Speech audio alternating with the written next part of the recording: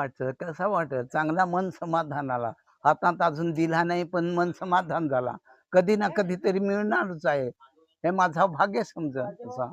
किती वर्षापासून तुम्ही मी वाद्य ज बारीकच्या म्हणजे 10-12 वर्षापासून गाई चारायला लागलो. तेथून तर मी गुराशी माझा वाद्यच चालवा. असा हे वाद्य वाजवायचा. म्हणजे शरीर पण चांगला आणि मन मन समाधान होय. त्याच्यात जे काय मी देवाची आराधना करत ते तुम्हाला माहीत नाही पडेल, पण त्याचा ऐकाय मन समाधान चांगला वाटत.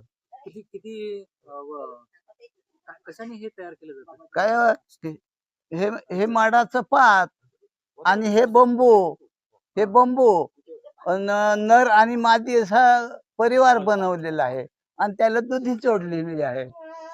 आता तरुण पिढीला तुम्ही काय सांगाल? तरुण पिढीला काय सांगायचं आता त्याला समजवला पाहिजे, समजला पाहिजे, त्याला कळला पाहिजे ही संस्कृती टिकवायला.